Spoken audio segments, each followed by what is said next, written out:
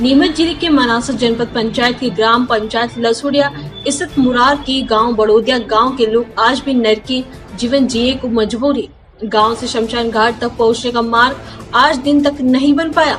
गांव में अगर बारिश के दिनों में किसी का निधन हो जाए तो अंतिम संस्कार के करने के लिए भी पहले रास्ता बनाना पड़ता है, और वो भी स्वयं के खर्चे से। क्षेत्र के जिम्मेदार अधिकारी व जनप्रतिनिधि सभी को अवगत कराने के बाद आज तक रास्ते का निर्माण नहीं हो पाया। सफल रास्ते का निर्माण ग्रामवासी अपने इस दुख को राजनीतिक दलों के नेताओं को सुनाते हैं और अधिकारी 5-5 बार आकर निरीक्षण कर जाते हैं, पर समस्या जस की तस बनी हुई है। लगातार बारिश होने की दशा में शव यात्रा को रोकना पड़ता है। ग्रामीणों को करीब 4 से 5 घंटे का इंतजार करना पड़ता है। आजादी के 74 साल बाद भी ग्रामवासी अंतिम यात्रा निकालने के लिए परेशान होते हैं। ग्रामवासियों ने बताया कि 15 साल से गांव आने वाले हर जनप्रतिनिधि को समस्या से अवगत कराया।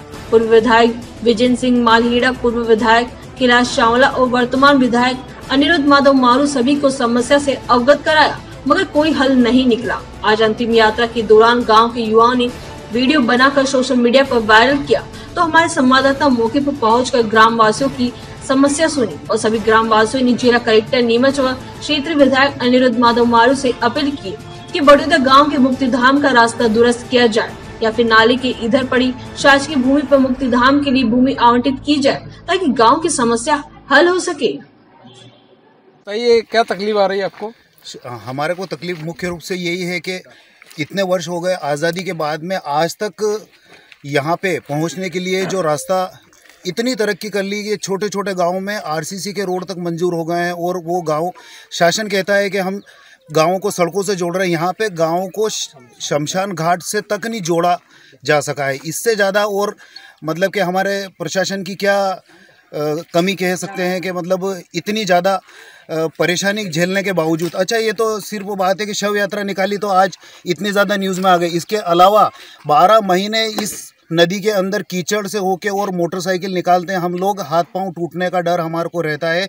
और बहुत सारे लोग कहते हैं कि यहाँ पे निकलने का रास्ता नहीं है, यहाँ पे ज़मीनों के पट्टे हैं। तो हम कह रहे हैं कि उनके बाप दादाओं के ज़मीनों के अगर पट्टे हैं तो क्या हमारे बाप दादा कहाँ से होके निकलते थे, ये बताइए ना आप। अगर मान लो कि वो कहते हैं कि हमारे बाप दादाओं की ज़मीनों के पट्टे हैं और यहाँ से कोई भी रास्ता निकलता नहीं है, तो हमारे बाप दादा क्या उड़ के निकलते थे क्या उस टाइम पे? उस टाइम पे भी वो भी निकलते थे, तो कहीं ना कहीं से तो निकलते होंगे ना।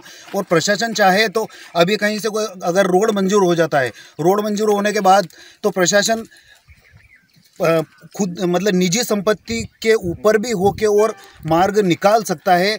उनको अगर मान लो कि उनकी ज़मीन की जो भी क्षतिपूर्ति है वो शासन चाहे तो दूसरी जगह देके और क्षतिपूर्ति को, हम यूँ नहीं कहते कि मतलब उनकी ज़मीनों के ऊपर कब्जा करो, उसके एवज में उनको दूसरी जगह सरकारी ज़मीन दो ताकि उसको भी नुकसान नहीं हो और निकलने का रास्ता भी प्रशस्त हो सके। इतने सारे विधायक, कांग्रेस की सरकार आई, बीजेपी की सरकार आई, सभी सरकारें आ गई और सभी नेताओं को हमने इस रास्ते के ऊपर ला के अवगत करवाया है। अभी जो वर्तमान में जो विधायक महोदय हैं, जब वो अपने चुनाव के प्रचार के लिए यहाँ पे आए थे, उस टाइम पे चुनाव के प्रचार में ट्रैक्टर में बिठा के और इस नाले के अंदर से होकर हमने निकाला था। और यहाँ पे ट्रैक्टर फंस गया था, फंसे हुए ट्रैक्टर से उनको पैदल चल के और ठेठ पूरे मुख्य मार्ग तक जाना पड़ा था। और उसके बावजूद भी उन्होंने आज तक कोई कार्रवाई नहीं की और उनको जीते हुए 3 साल से ज़्यादा हो चुके हैं, पर उन्होंने कोई ध्यान ही नहीं दिया। उनके पास जाते हैं तो उस समस्याओं को इधर से उधर मतलब कि कुछ भी अपने पॉइंट निकाल के और बस हमको रास्ते चलते कर देते हैं कि वह हम आए और बस थोड़ी सी देर उनसे मिले, 2-3 घंटे रुके वहाँ पे, जैसी बात करने का मौका मिला 5 मिनट हमको बस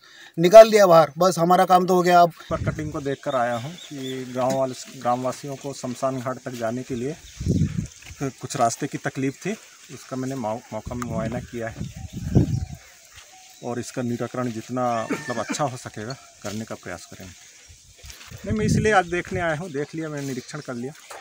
प्रतिवेदन से मैंने अपने वरिष्ठ अधिकारियों को अवगत कराऊंगा, जो दिशा निर्देश मिले करूँगा। कुकड़ेश्वर से दशरथ नागदा की रिपोर्ट।